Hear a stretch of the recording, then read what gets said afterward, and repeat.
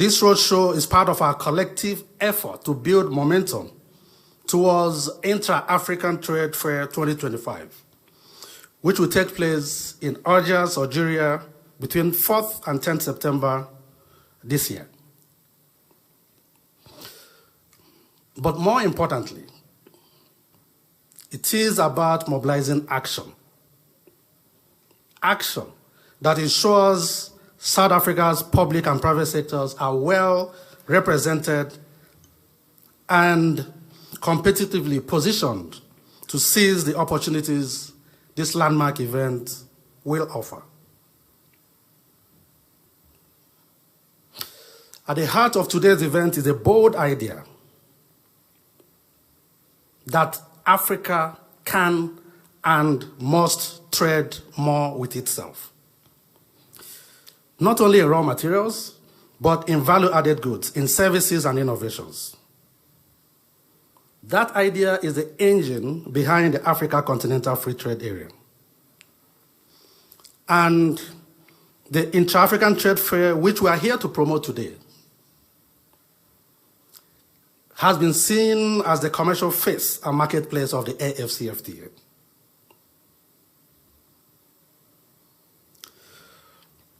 One of the persistent barriers to intra-African trade is not tariffs, nor logistics alone, but access to accurate and timely and actionable market intelligence. Today, we are a shining light on investment opportunities in Africa, a shining light on Intra-Africa Trade Fair, and a shining light on the provision of platforms for our SMEs to exhibit their products. This year's IATF comes at a challenging time. Our continent and individual countries are confronted with growing geopolitical uncertainties, climate-related disruptions, and ever-widening global inequalities. Shifts in international trade policy, particularly those from our traditional trading partners, pose a fundamental risk to our trade relations as we've known them. Yet, despite these headwinds, our continent has the capacity to navigate them successfully. Across Africa, we see a growing recognition of the need to accelerate our continent's industrial development, to invest strategically in manufacturing, in logistics, in value chains that will create jobs and continue on an inclusive path of growth. South Africa, with a well-established industrial base, is well positioned to lead the continent in ensuring the process of value addition on our continent.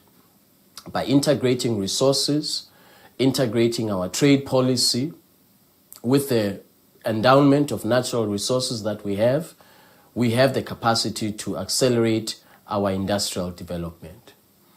The AFCFTA provides a once-in-a-lifetime opportunity for us to act together to accelerate the vision of an integrated continent. Fostering regional value chains in key sectors, such as the automotive sector, with its emerging regional hubs and agribusiness, with its vast potential for inclusive growth, is absolutely critical. Developing interconnected regional value chains will promote technology transfer, diversification of intra-Africa export markets, and position our small-medium enterprises for benefits under this significant market. The IATF is a very strategic platform which is critical to achieving the vision of an industrialized continent that is able to produce its own goods and feed its own people. The IATF, therefore, is one of the tools of the AFCFTA Secretariat, Afreximbank, and the African Union in driving our ambitious agenda for economic integration is absolutely pivotal. I want to urge all of you, small medium enterprises, large corporations, to take advantage of the IATF, to come to Algeria in September, to exhibit your services, your goods, and to make sure that you take advantage of the business connectivity platform, which is the IATF. This trade fair will bring together the continental and the global players to explore business and investment opportunities in Africa, sharing trade and investment information to address the challenges facing intra-Africa trade. This roadshow is in preparation for Algiers. Ambassador, I must tell you that as South African, we hold Algeria as one of the key countries that contributed to our liberation. The first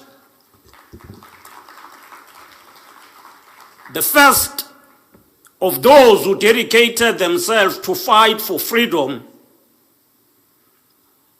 under the leadership of the ANC were trained in Algeria. And the first was the first president of our democracy, Nelson Mandela. That's where Nelson Mandela got his first training. And therefore we hold you dearly, but we hold African brothers and sisters so dearly because we know that the journey for development of South Africa is linked with the journey of development of all countries. We are quite inspired by the work that has been done under the leadership of the AFTA, especially to explore the value chain, to accelerate the continental integration and ensure that the dream of the AU 2063 is supported. To promote free movement of goods and services requires a well-developed infrastructure and connectivity.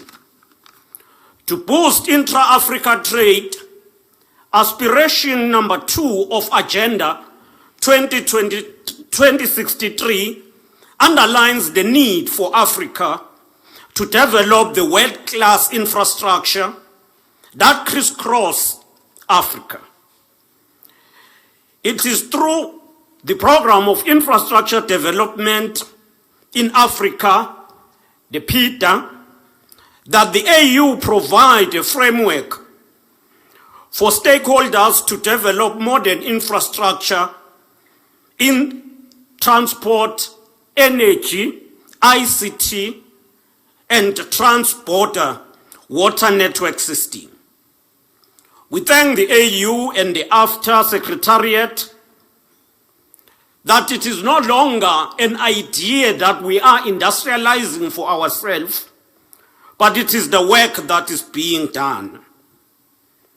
Already, we have launched the Guided Trade Initiative to expand the range of products enhancing trade access in the continent. In addition, the Pan-African Payment and Settlement System is being implemented to allow countries to trade in their own currencies and reducing reliance on foreign exchange. And I think we need to give a big round of applause to the bank and the AFTA Secretariat for that work. The recently published technical white paper titled The Missing Connection: Unlocking Sustainable Infrastructure Financing in Africa demonstrates a huge gap in terms of investment in infrastructure. Africa faces a high level of unemployment, with over 400 million living below poverty line. Africa has a huge infrastructure need, which is estimated to be $170 billion a year. African countries, especially government, are the main investors in the infrastructure development. The deployment of public-private partnership across Africa present a solution to challenges that we face. Many countries face limited access to triple Ps, the planning in terms of project preparation, and the financing itself.